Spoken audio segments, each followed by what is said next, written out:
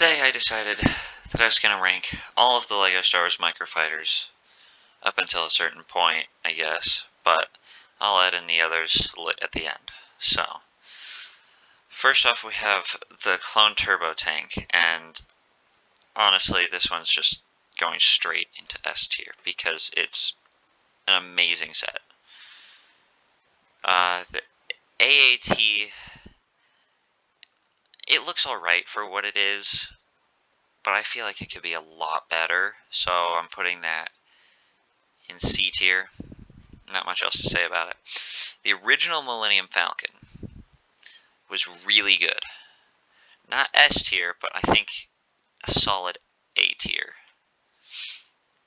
Now the Interceptor, the problem with all of the TIE Fighter ones, as you'll see throughout this whole list, the windshield piece just takes up so much of the ship and it makes it unnecessarily bulky. So I'm going to have to put this one in C tier as well. But I really like the concept of it. Now this X-Wing, it's a little chubby, but that's kind of how they're supposed to look. So I'll give it a solid B. Now the Star Destroyer looks absolutely incredible, straight into A tier. Because you get a really cool officer, and just the shaping is perfect, all of it. Now we're moving on to the second wave, which was also very good. The ARC 170 was just amazing, so I'm going to put it straight into S tier. There's nothing else to say about it. Has an amazing pilot figure. The Vulture droid is also really good. However, they didn't really incorporate a way for the battle droid to actually sit in it, which is kind of how it's supposed to be with all these microfighters. So I'm going to have to put it in B just because of that, but otherwise it's a really good build. Now this Snowspeeder, it's average. It's not bad, but it's not the best, so we'll put it in another B. I like that the pilot minifigure was exclusive at the time, although now it is definitely not. The original AT-AT. This one, I personally feel, is better than the newer one. There's only some slight differences, but I think it works for what it is, so I'm going to give it an A. Republic Gunship. This one, it's really tall, and the wings are really small, so I really like the concept, but I'm gonna have to put it in A. That's just how I have to do it. Homing Spider Droid. I like the concept again. I just think the way that they actually did it, it didn't turn out as good as it could have. Although I do like they made it so that the droid could sit inside, so this is another A. Resistance X-Wing, though. This one, it was a new pilot, but other than that, it's just almost an exact remake of the original one, which I don't really like. So I'm going to have to give it a C just for that. However, the opposing Microfighter, the First Order Snowspeeder, is just amazing. It's not A tier worthy, but it's a solid B. The only reason it's not A, the minifigure doesn't come with a waist cape, which in the actual set they all did. And this is before Lego stopped making them, so I don't understand why.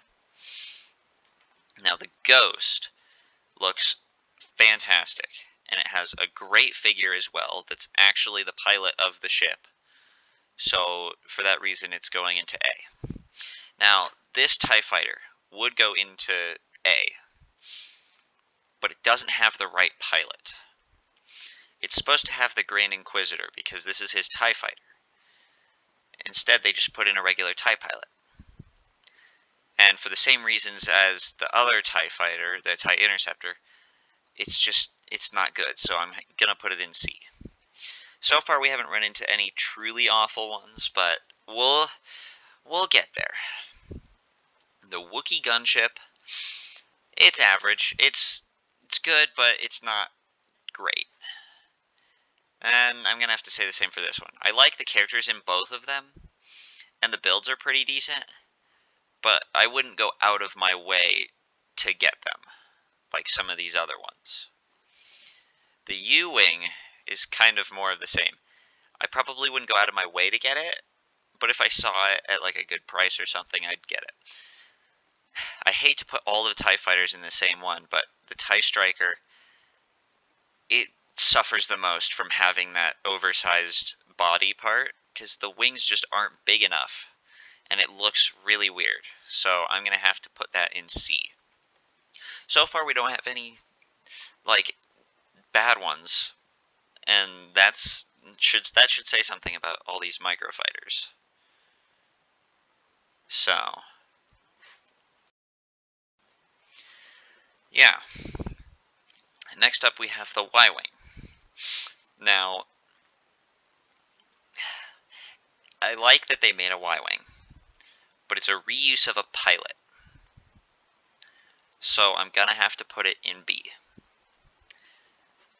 And Krennic's shuttle, it might be the first D tier, because, I mean, yes, it looks how it's supposed to, but it just feels too small.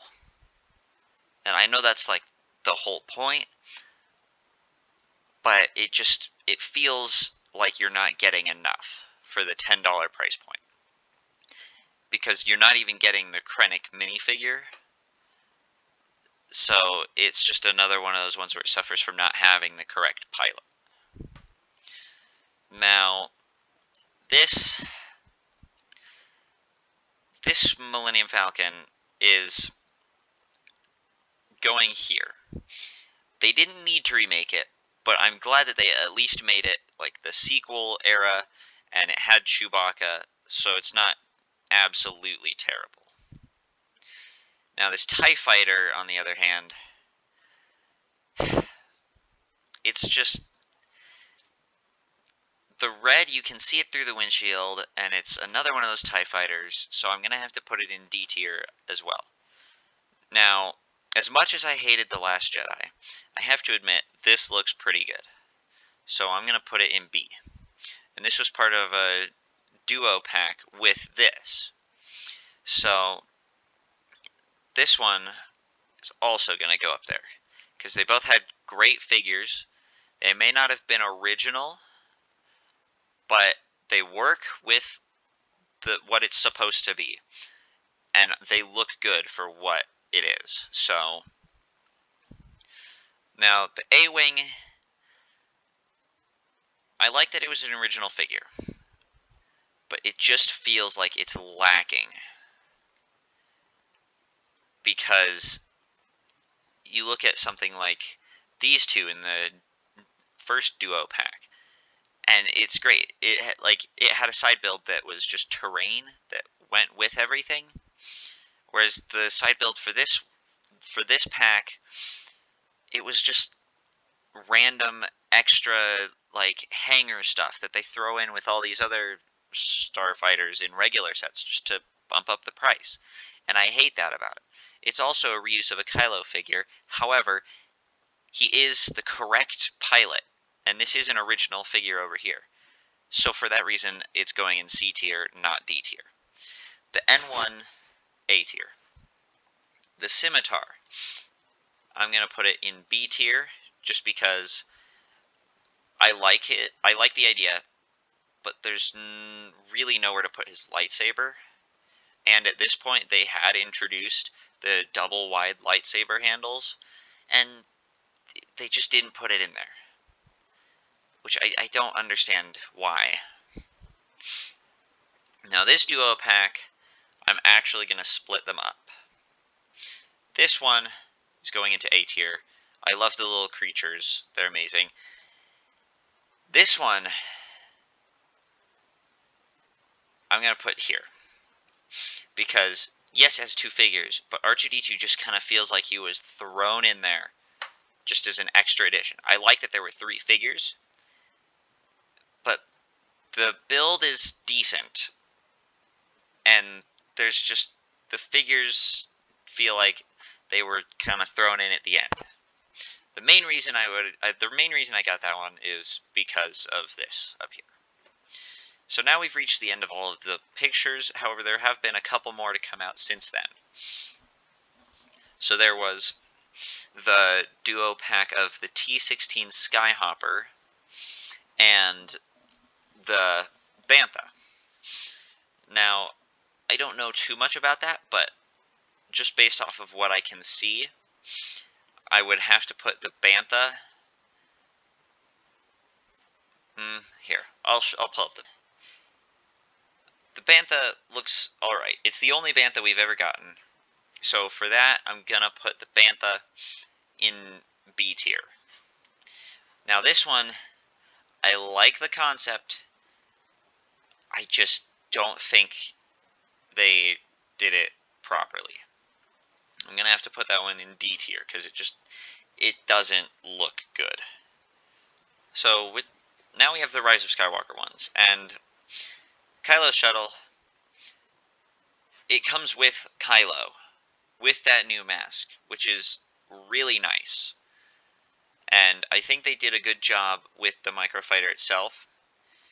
It looks like the actual set, and for that reason, it's going into B tier as well.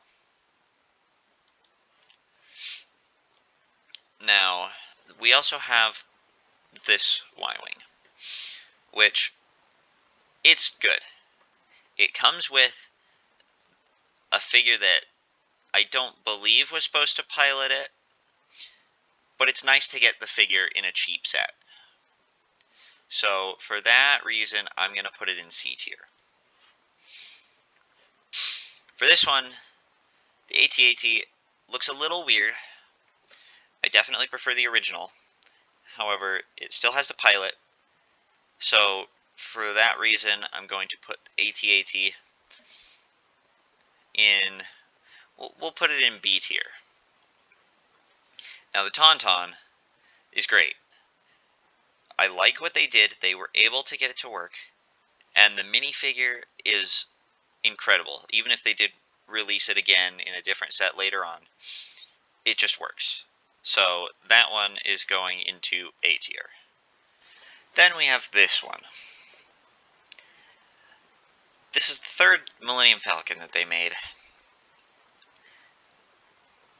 And it's just a remake of the original. It was unnecessary. And if they're going to remake this one, why can't they remake some of the other ones, like the Turbo Tank or the ARC 170, that were just amazing? So for that reason, this is the only one that's going in F tier. Next up, we have the Razor Crest. And this one, it works. I don't like that we just got the same figure for like the 10th time.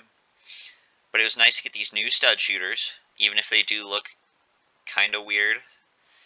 And it was nice to get the jetpack.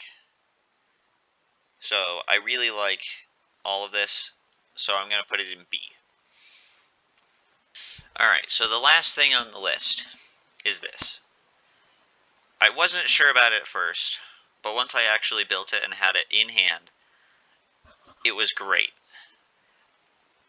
It's amazing that they were able to still incorporate it so that Boba Fett can sit facing sideways or up and down, which microfighters usually don't get any more play features than just the missiles, which it was also nice to get the flick missiles again instead of the stud shooters. So, for that reason, this is going in A tier. The only reason it's not going in S tier is because he didn't have his rangefinder, which is a little upsetting, but I understand, because he wouldn't fit in there with it. So, yeah. I'll see if I can get all of the pictures in there for the final part.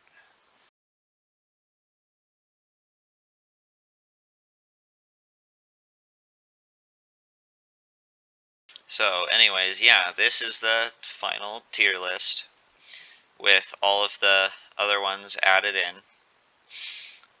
And yeah, feel free to tell me I'm wrong about some of these, but this is just what I think. So, yeah.